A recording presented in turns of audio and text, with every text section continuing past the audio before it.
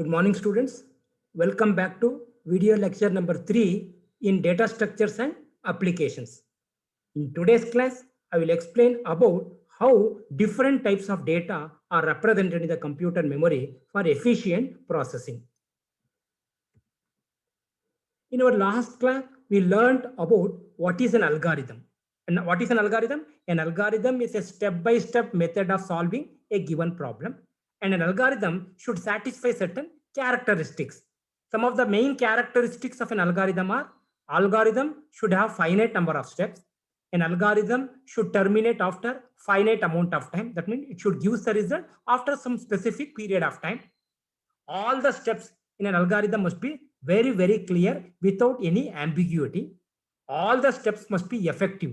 In a sense, later if you convert the algorithm into program, it must be possible for the computer to carry out that step.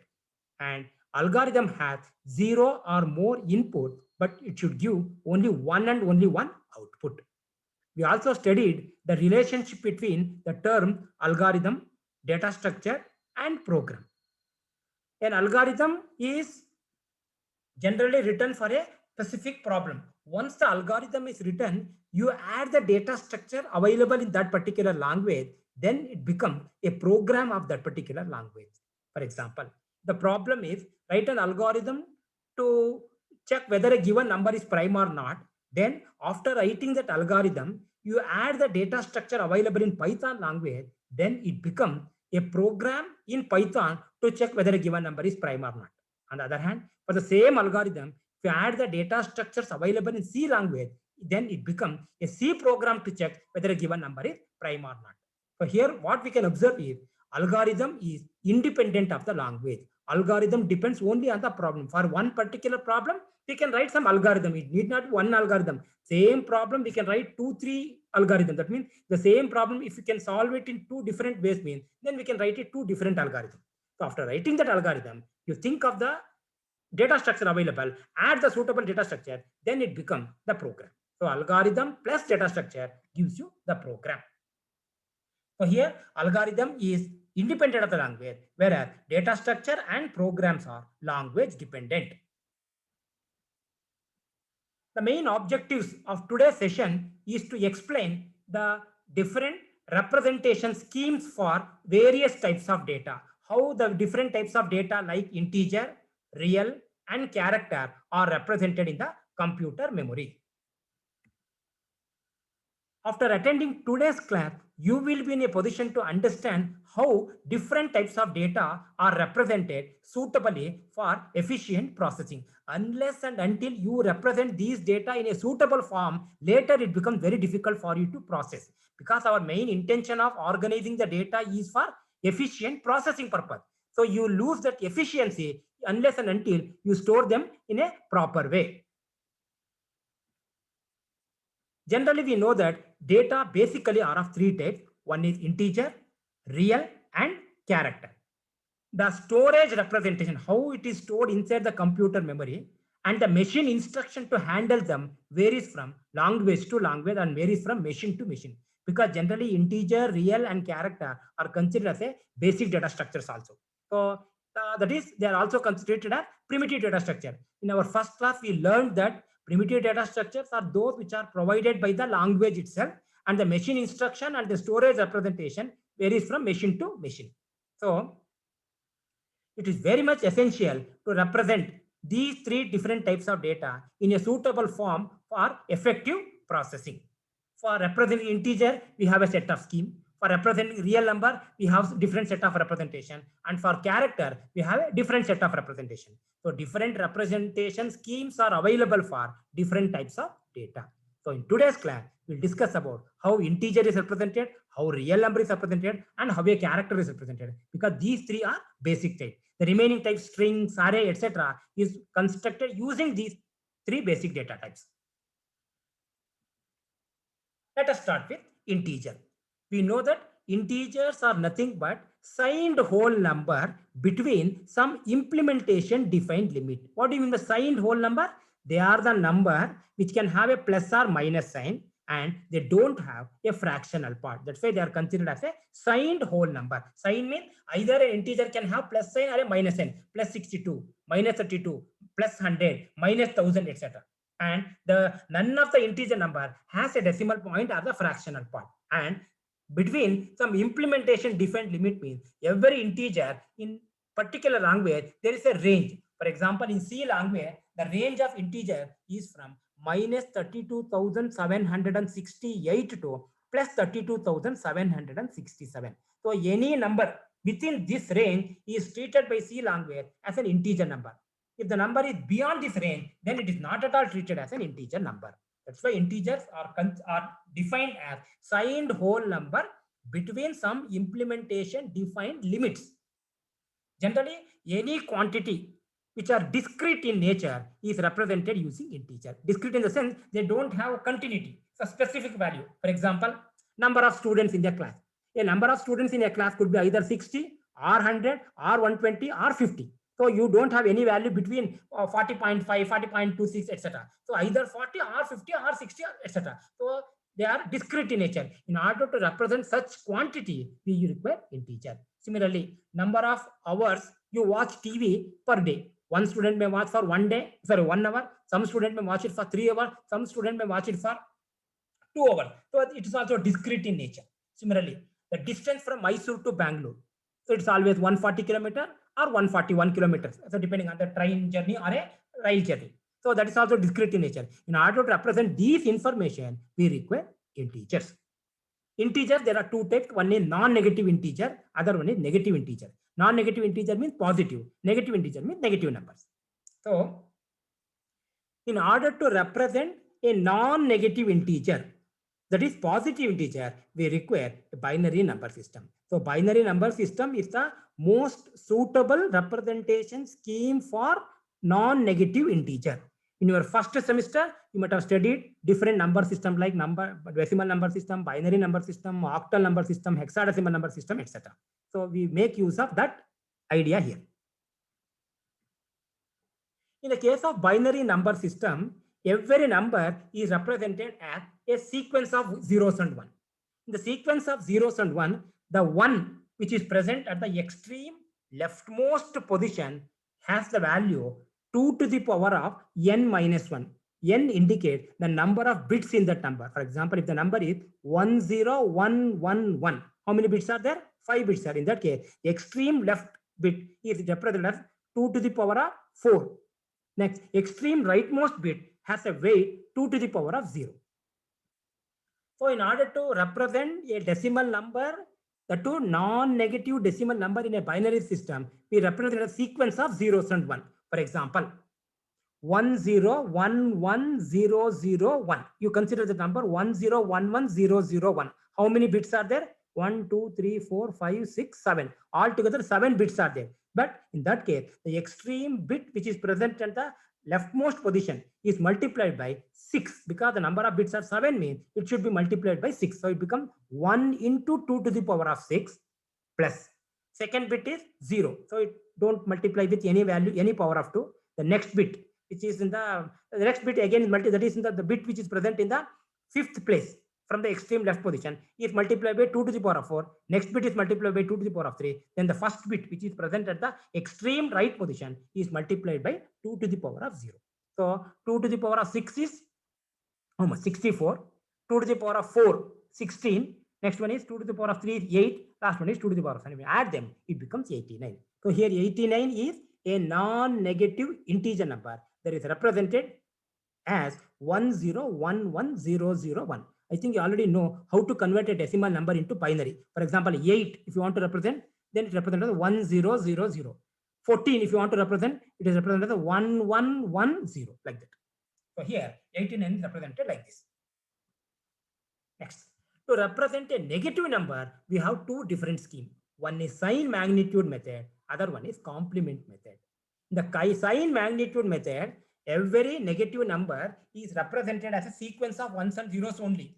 But here the difference is the bit, very first bit, that is the bit which is present at the extreme left position, denote the sign of that number. If that bit is 1 means the number is a negative number. If that bit is 0, means the number is treated as a positive number. So in the case of sign magnitude method, the leftmost bit, the bit is present at the leftmost position, is used for denoting the sign. All the remaining bits are considered for the magnitude of the number. For example, you take the number 0, 0, 0, 0, 1, 0, 0, 0. So it is a, how many bits are? 8 bits are. Which is the bit which is present at the extreme left position?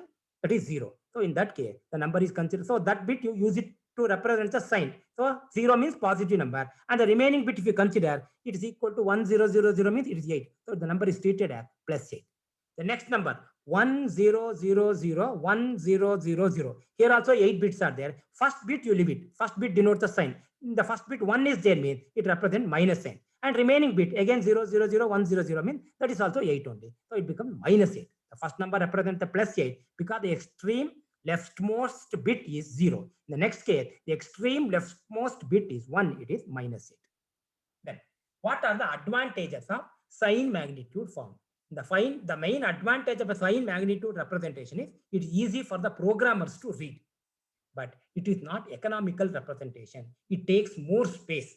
At the same time, if you want to perform addition and subtraction, in the case of sign magnitude method, we require both adder circuit and subtractor circuit. Adder circuit is used for addition purpose and subtractor circuit is used for subtraction purpose. So we require two different hardware for performing two basic mathematical operations.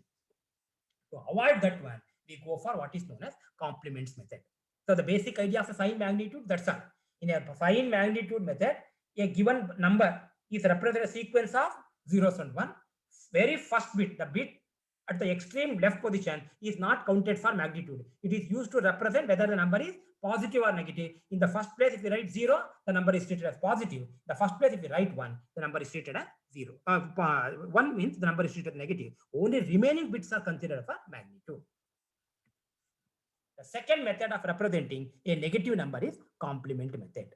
The main advantage of the complement over a sign magnitude is the sign magnitude, the drawback is we require two circuits, one circuit for addition operation and one circuit for subtraction operation. But when it comes to complement method, you use the same circuit, adder circuit, both for addition operation as well as for subtraction operation. You don't require another circuit called subtractor. You already studied in your first semester half adder, half subtractor, full subtractor, etc. But a complement method advantage is it helps in doing both addition and subtraction operation using the circuits of adder only. You don't require subtractor circuit.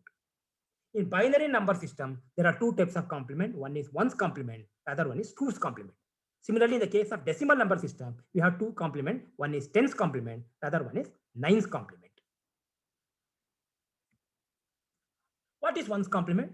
A ones complement of a binary number is obtained by changing all ones to 0 and all zeros to 1. Wherever 1 is there, you replace it with 0. Wherever 0 is there, you replace it 1. It becomes the ones complement of the corresponding binary number. For example, ones complement of 10110 will be 01001. How to get the twos complement?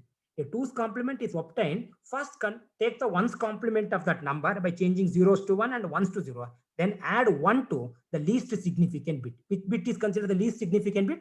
The bit which is present at the extreme rightmost position is considered as a least significant bit. And the bit which is present at the extreme left position is considered as the most significant bit, or MSB. For example, what is the twos complement of 1011? So in order to find the twos complement of 1011, first find the ones complement of 1011. What is the ones complement of 1011? 0100, and add 1 to that one, then it becomes 0101. So 0101 is the twos complement of 1011. The second basic type of data is real number. A real number is nothing but number which can have plus and minus sign, and it has a fractional part also along with the decimal point. The difference between integer and real number is integers are the whole number, real numbers are the number with fractional part.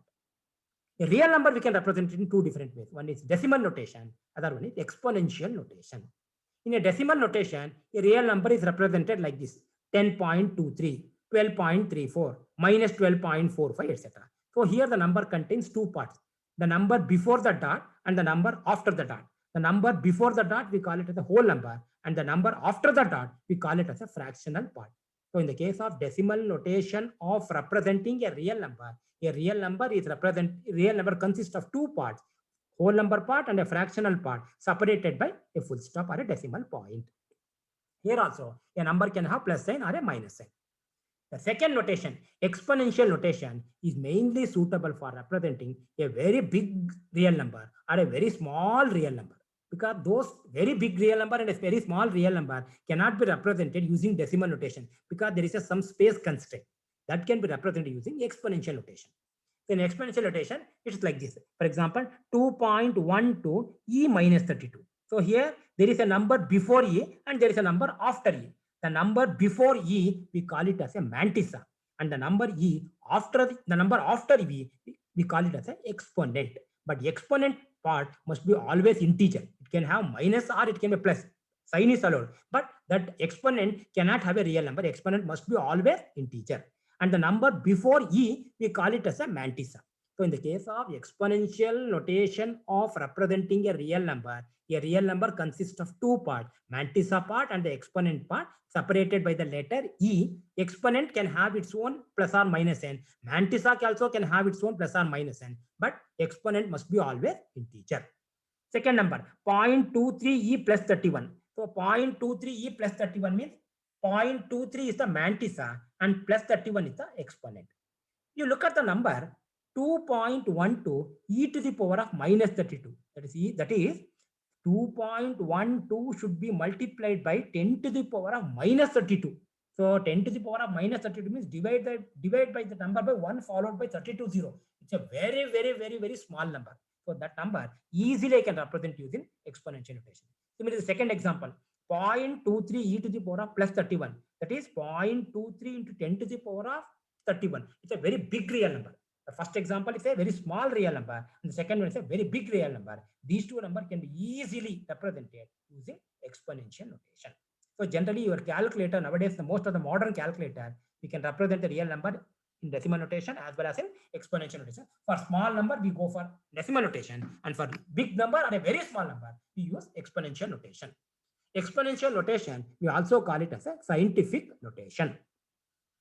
So far we have studied how the primitive data type integer is represented using binary number and complement method, sign magnitude, and how a real number is represented using decimal notation and exponential notation. The third type of basic data is character. Character is another primitive data structure. So generally, in order to represent the character, we require some alphanumeric codes.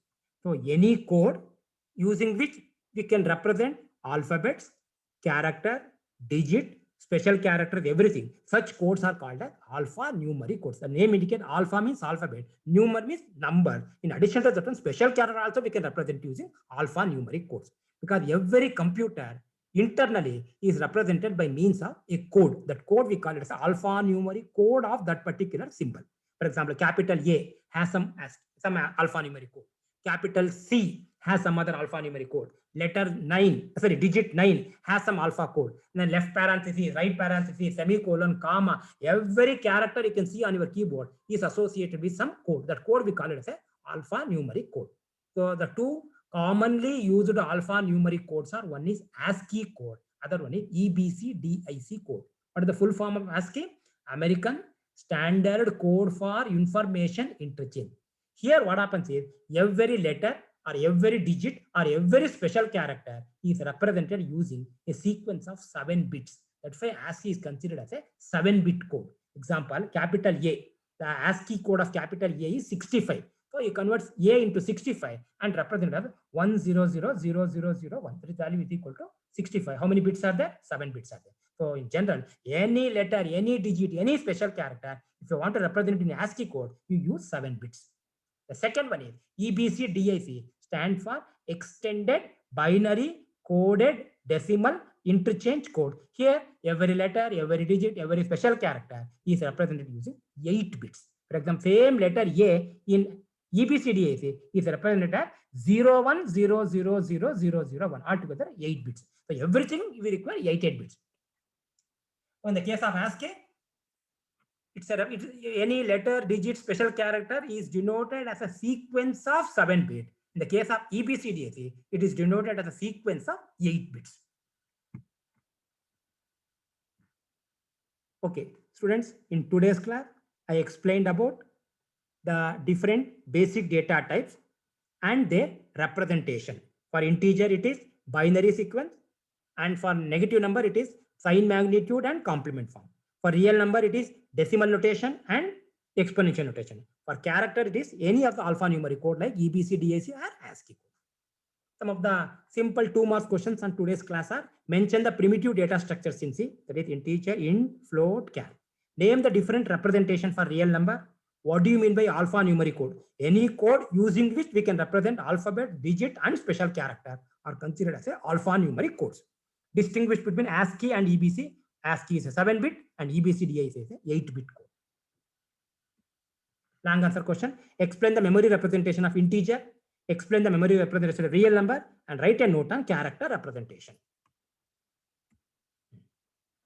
Let us check what you have studied in today's class through some simple multiple choice question. Complement is used for representing positive number, negative number, real number, and character. It is used for representing generally for negative numbers. B.